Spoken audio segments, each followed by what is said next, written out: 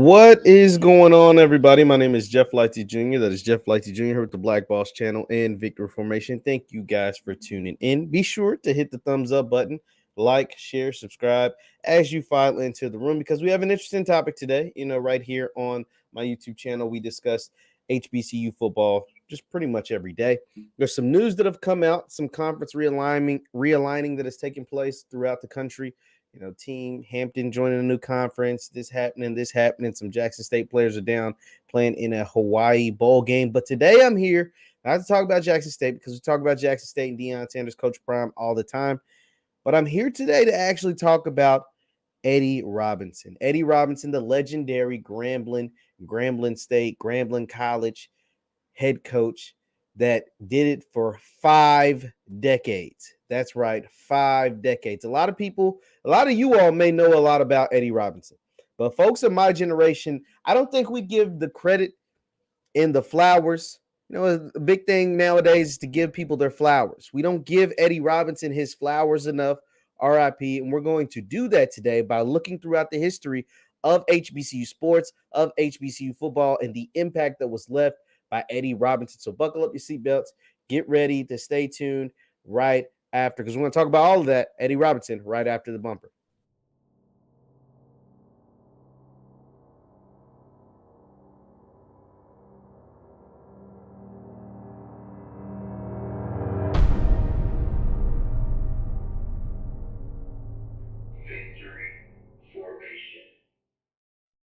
Hello, and welcome back. Welcome back to my YouTube channel. It's the Jeff Lightsy Jr., the Black Boss channel, and Victory Formation. Now, today, like I said, we're going to be talking about the legend that is Eddie Robinson. Please leave in the chat. Please leave in the comments your first memory, your first thought of head coach Eddie Robinson, of the Grambling football team, whatever that is. Please, your favorite player during that time. We're talking about a period of 5 decades, literally 57 years of head coach Eddie Robinson. Before there was a Deion Sanders, before there was Doug Williams as a head coach or Hugh Jackson or whoever, there was Eddie Robinson, Connell Maynor, Dooley, any of these guys, Dancy, Jerry Rice being interested. There was Eddie Robinson. Before there was Joe Paterno being a legendary coach or Nick Saban or any of these guys, there was Eddie Robinson. I don't think people understand the impact that not only Eddie Robinson had on HBCU sports, but on college football. I'd certainly know I didn't have this impact. And for you guys in the chat, for you guys in the comments, you guys can also give me history lessons because this is all new information to me. Eddie Robinson, I always knew of the name. I always knew Eddie Robinson was a historic, legendary coach. There's awards named after him. There's museums. There's all kinds of stuff with Eddie Robinson. But being 26 years old and Eddie Robinson coaching his final game in college, I think in 95, 96, he coached his final game. Yeah, 97. So he coached his final game in 1997, the 97 season. I'd be lying if I said I just had all this history and had all this knowledge of the greatness of Eddie Robinson. I'd be lying if I said that because that just simply isn't true. And so now what I'm going to do, because I have this platform, because I have this channel, I'm going to talk about Eddie Robinson because a lot of people don't know about the greatness of Eddie Robinson. If you're not from Louisiana, if you don't follow HBCU sports like a lot of you do, you guys just don't understand. Yes, CFL, he was the first superstar head coach before Deion Sanders, before Coach Prime. Coach Prime is kind of, he's a mogul. He's taking advantage of social media. He's taking advantage of his platform. He's taking advantage of his name. He's taking advantage of all these things to become what we call, he was a superstar player, he was a superstar personality, now he's a superstar head coach at the SWAC level. But Eddie Robinson was the first superstar head coach at the SWAC level decades before Coach Prime. So shout out to CFL, Marcus Johnson, Kyra Clark, Joseph Williams. Thank you all for tuning in. So we're going to actually pull up, which I didn't know this was a thing, the Eddie Robinson Museum website. So this is how legendary this man is. This man was the first coach in all of college football to reach 400 wins, and he has an actual museum. So we're going to go to the Eddie Robinson Museum website and read Read a little bit about the legend that is Eddie G. Robinson. It says, for legendary Grambling State University football coach Eddie G. Robinson, football has always been the driving force motivating one of the most successful men to have ever set foot on a football field. Coach Robinson spent 57 seasons consistently fielding stellar football teams and guiding his young charges to successful lives both on and off the gridiron. He has earned an unprecedented 408 wins. Let's think about this, guys. 408 wins to only 165 losses and 15 ties. So let's think about that number. 57 seasons as a head football coach. A lot of people don't make it to 57 years old. Like, let's just be honest. A lot of people don't even make it to 57 years old, let alone do one thing for 57 years. That is what Coach Robinson was able to do. Yeah, this ain't a diss. You're right, CFL. This ain't a diss to Coach Prime. This is just the facts. Eddie Robinson was the first legendary coach. He had 400 wins when people didn't think 400 wins was possible. You got to think the most games you can play in a college football season is 15. That's the very most. And that's now. Then it was probably closer to 12 or 13. So we're talking about 12 to 15 games, and you get 400 wins. Even if you win every single game, it's going to take decades. This man coached for 57 years. 57 years. He laid the foundation that he walked so guys like Deion Sanders and Hugh Jackson and Eddie George and all these other guys could fly. Because 57 years at one place at Grambling, that's crazy. That is insane. That is insane. Let's keep reading. More than 200 of his players went on to play in the National Football League, including Super Bowl 22 MVP quarterback Doug Williams, who would ultimately succeed Robinson at Grambling as the head coach in 1998. Though ultra successful, Coach Robinson has always remained humble, crediting his players, his family, his loving wife Doris, the media, and football fans from all over the world for making the name Eddie Robinson synonymous with the best that college football has to offer. Yo, this man, let's think about 57 seasons. I want to take a look at something. Now, we all know the Wikipedia ain't the best, you know what I'm saying? But they give us some context. Coach Eddie Robinson started coaching Grambling. I want to show you some, because when I saw this, my jaw dropped and I couldn't believe what was going on. So Coach Eddie Robinson started coaching at Grambling in the 40s.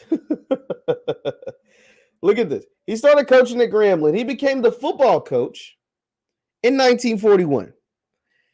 In 1943, he also became the basketball coach. So from 1943 to 56, I mean, last I checked, that's 13 years, guys. From 43 to 56, he not only was the head football coach, he was the head basketball coach at Grambling. He was not only the head football coach at Grambling, he was the head basketball coach. If you can't see what I'm reading, I'm looking over right here. So from 1941 to 1997, he coached at one place.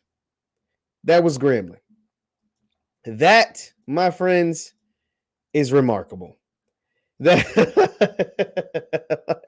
like how in the world do you coach both the football and the basketball team at the same time?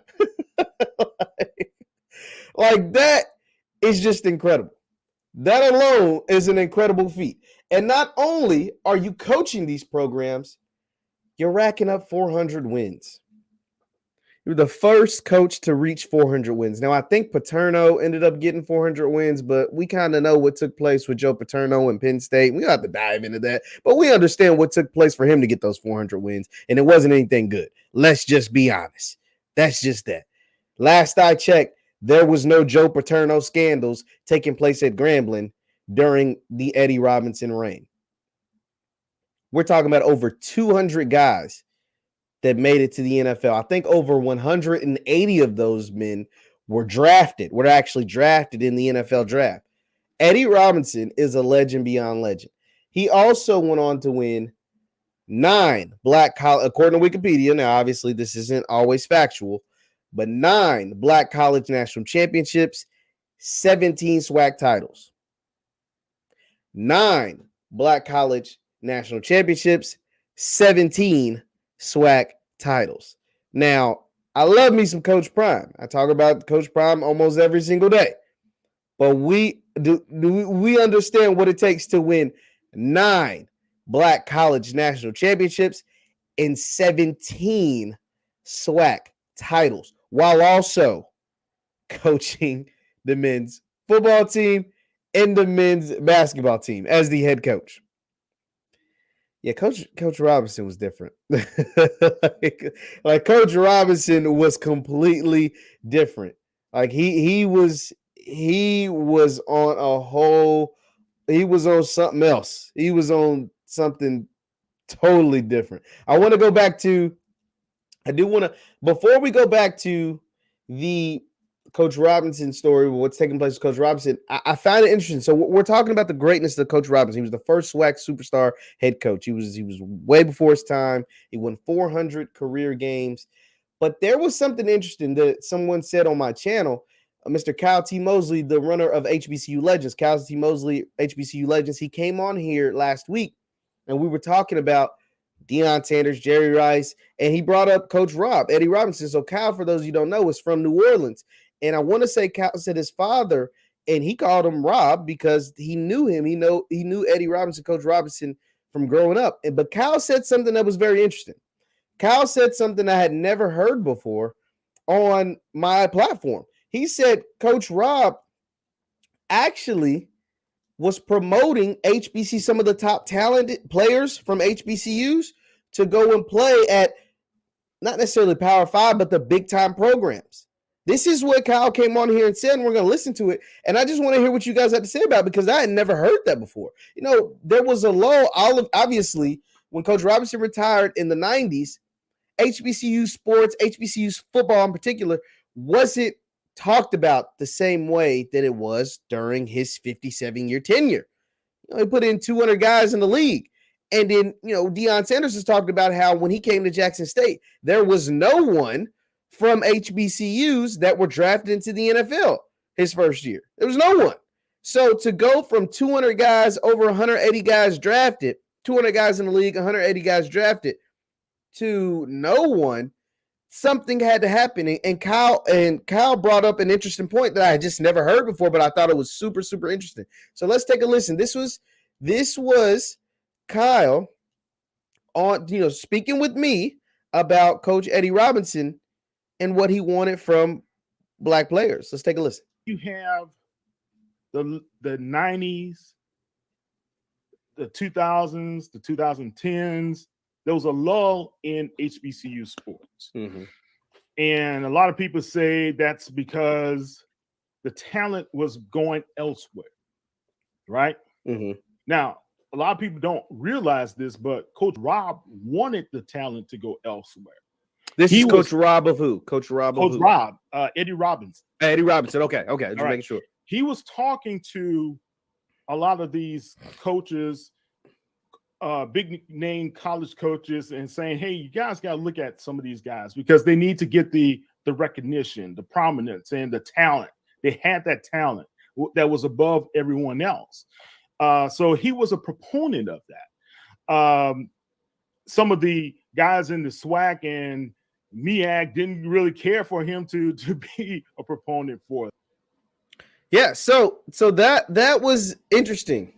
That was interesting because I had never heard that before. Kyle brought that to the table and I had never heard that before. I was like, whoa, I just never heard that before. But I knew, and what is interesting is I knew that about the integration of what took place during the 60s. So I'm from the state of Kentucky. For those of you who don't know, I'm from the state of Kentucky. And the first person to integrate the SEC, which is the football powerhouse now, mainly because they get all the best black players from the South. The first player to integrate, the first black player to ever play on any SEC team was a man by the name of Nate Northington. He played or integrated the University of Kentucky. In Kentucky, because Kentucky wasn't Georgia or Alabama, it was a little more north, but it still was considered a southern state, and they played in the SEC. Nate Northington integrated UK because the SEC kind of figured, Big Ten had integrated and teams out west had integrated and some other, like pretty much all the conferences integrated except the SEC. And so they were like, we probably should start to integrate a little bit because we're starting to look really, really bad. And a man by the name of Nate Northington from Louisville, Kentucky, the same place I'm from, a man by the name of Nate Northington decided to attend. He got a scholarship offer from UK, and he, along with his parents and the governor of Kentucky at the time, this is a story he told me, Nate Northington, you look it up. He has a statue out front of the University of Kentucky football. He has a statue there. He told me that the governor was there, and they kind of talked him into signing with UK, and he ultimately became the first black player to ever touch a field when he touched the field against Ole Miss as a member of the Kentucky Wildcats, as the first black player to integrate the SEC. And that took place in the 60s. That did take place in the 60s.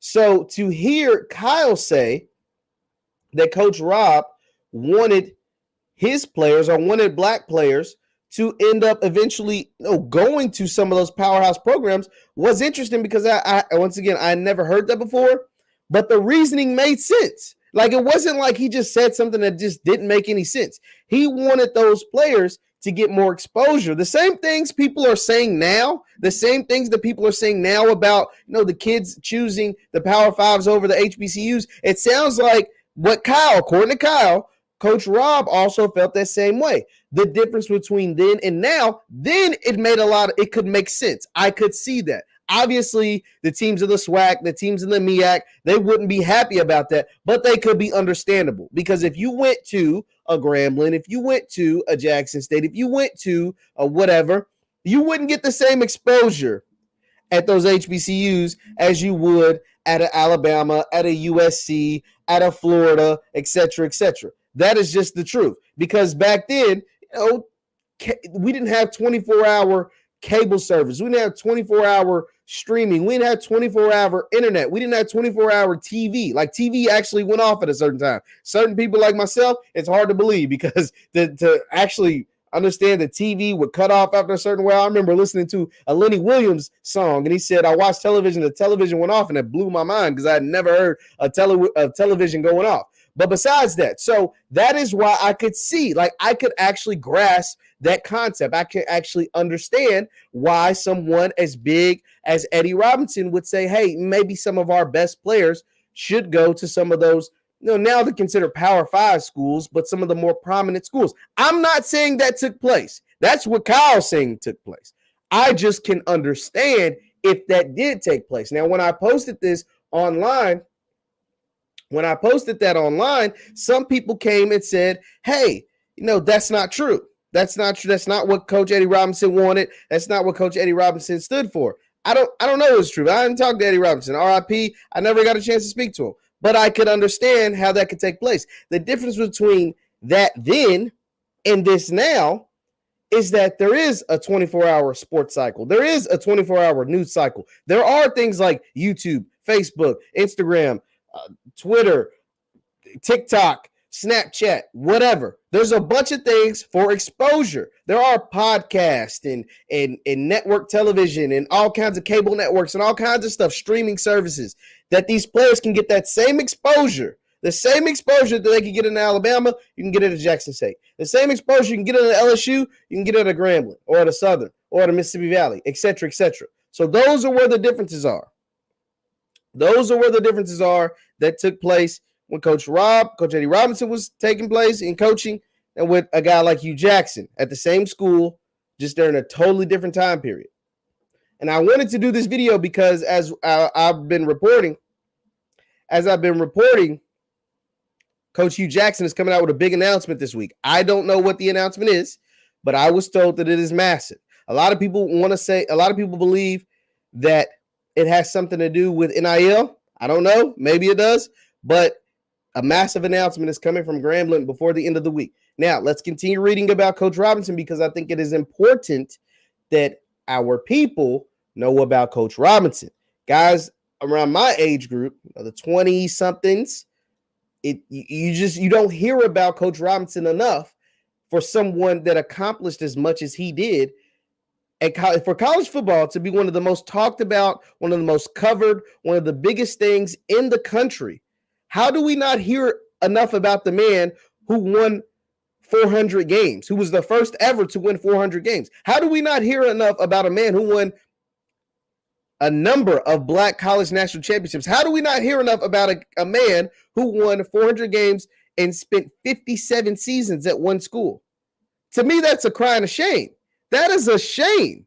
That is a shame that we do not talk more about Coach Robinson. Well, we're doing that tonight. So let's continue on.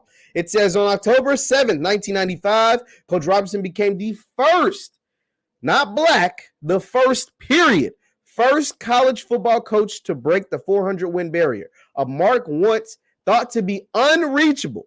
The 42-6 triumph over Mississippi Valley State came before a national televised audience on ESPN2. Quote, "Nobody has ever done or will ever do what Eddie Robinson has done for this game," said legendary coach Joe Paterno. "Our profession will never, ever be able to repay Eddie Robinson for what he has done for this country and for the profession of football." The time after Robinson proved that hard work, dedication, and determination could lead to unimaginable accomplishments. Neither of Coach Robinson's parents graduated from high school, but they encouraged their son's desire to stay in school and earn a college degree. A young Robinson moved on from high school to become a star quarterback at Leland College under Reuben Turner, a Baptist preacher who introduced Robin to the concept of a playbook and coaching clinics. With no coaching opportunities available following college, Robinson took a job in a Baton Rouge feed mill before learning from a relative that there was an opening for a football coach at Louisiana Negro Normal and Industrial Institute. That was Grambling before it was Grambling. Louisiana Negro Normal and Industrial Institute, later on to become Grambling State University. After an interview with school president, Dr. Ralph Waldo Emerson Jones, Robinson was chosen as the 6th head coach of the Tigers. It didn't take Coach Rob, as he affectionately known, long to prove his work. Following his initial season, Coach Robinson took command and dismissed some players who he felt were not living up to expectations. That's tough. Think about that. You come in at this school, at Grambling or Louisiana Negro Normal Industrial Institute, and you dismiss players as soon as you get there. Like it's pretty gutsy. It's pretty bold to come in there and dismiss guys, but if they weren't living up to the expectations, that what makes you a good coach. That is program foundation setting. As foundation setting for a program. The results came soon after, as the next season, Coach Robinson's team posted a perfect 9-0 season, with the team going undefeated, untied, and unscored upon. This man went 9-0 and his team didn't give up a point. How do you go a season 9-0 and not give up a point? Unscored upon. Make sure, am I reading that right? Let me know. Unscored upon. That's pretty impressive. Grambling was only the second collegiate team to have shut out every opponent, a feat which has not been repeated since. Yeah, I bet it hasn't, because that's pretty freaking impressive. By 1949, Grambling's football program was receiving national acclaim after former Tigers running back Paul Tank Younger signed with the Los Angeles Rams of the National Football League, thus becoming the first player from a historically Black college to be taken in the NFL. Now, let me know in the chat, who knew that? Who knew that Paul Tank Younger in 1949 out of Grambling became the first player from a Black college to be taken in the NFL? Who knew? Let me know in the chat if you knew that. Let me know in the comments if you knew that, because I did not know that. I'd be honest. I'd be lying if I said I knew that, because I did not know that. I didn't know when it took place. I didn't know he played for Coach Eddie Robinson. I didn't know he came from Grambling. I didn't know any of these things. This is news to me, and I didn't know it happened that early. 1949. Let's continue on. In 1955, Grambling claimed the National Black College Championship by going 10-0, the best record in school history, and outscoring opponents by a 356-61 margin. After picking up 356 points in 10 games is 35 points per game, giving up only 6 points per game, by the way, just to kind of give you that margin. That's you're averaging 35 a game, almost 36 a game, and you only gave up 6 points per game. That's pretty freaking incredible. After picking up his 100th career coaching victory against Bethune-Cookman in 1957, Coach Robinson and his Tigers joined the SWAC in 1959. The following season, he led the Tigers to the first of 17 SWAC titles under his guidance. Another of Robinson's former Tigers made NFL waves in 1963 as the late Jonas Buck Buchanan became the first player from an HBCU to have been chosen first overall in the NFL draft. Now, who knew that? Grambling fans, where are you guys at? Who knew that Buck Buchanan was the first HBCU player to ever go number 1 overall in 1963 in the draft? I didn't know it. This is all, like I'm saying, I am on a history lesson. We're on this history lesson together. If you're along with me, we're all along. I'm on this history lesson with you because I did not know any of this. Buck Buchanan was the first player from an HBCU to go number 1 overall in 1963. Who was the last player to go number 1 overall from an HBCU in the NFL draft? Somebody let me know in the chat. Somebody let me know in the comments. Who was the last player? Buck Buchanan was the first in 1963. Who was the last player to go number 1 overall in the NFL draft from an HBCU? I'm just curious on who that is, or if it's happened since. I know Steve McNair. I want to say Steve McNair went number 3 overall out of Alcorn, but who was the last one to go number 1 overall? I do not know. Let's continue on. By 1984, Coach Robinson was poised to become college football's winningest coach after surpassing Amos Alonzo Stagg with 314 coaching victories that year. He tied legendary Alabama coach Paul Bear Bryant 323 win mark with a 23-6 win over Oregon State, by the way, Power 5, by the way, before becoming the career wins leader the next week with a 27-7 victory over Prairie View A&M. Coach Robinson finally relinquished his reins to the Tigers following the 1997 season, but his contributions to the game will be remembered forever. Also, during the same year, he was officially inducted to the College Football Hall of Fame. The Football Writers of America Coach of the Year award is named after Coach Robinson. Grambling also named its football stadium the Eddie Robinson Stadium. Robinson graduated from McKinley High School in Baton Rouge, Louisiana in 1937. He went on to earn his bachelor's degree from Leland College in Baker, Louisiana. He went on to obtain his master's degree from the University of Iowa in 1954. Wow. Coach Robinson was different. Coach Robinson left a legacy that I knew was great, but even I didn't know was that great. Coach Robinson is someone who needs to continue. We need to continue to say that name. We need to continue to remember that name. We need to continue to acknowledge his accomplishments, both at an HBCU level, but just as at a college football level. Coach Robinson is a legend. And I just wanted to take a few minutes tonight to kind of recognize Coach Robinson, to kind of uplift Coach Robinson, to kind of talk about Coach Robinson and the contributions that he made not only to HBCU football, but to college football.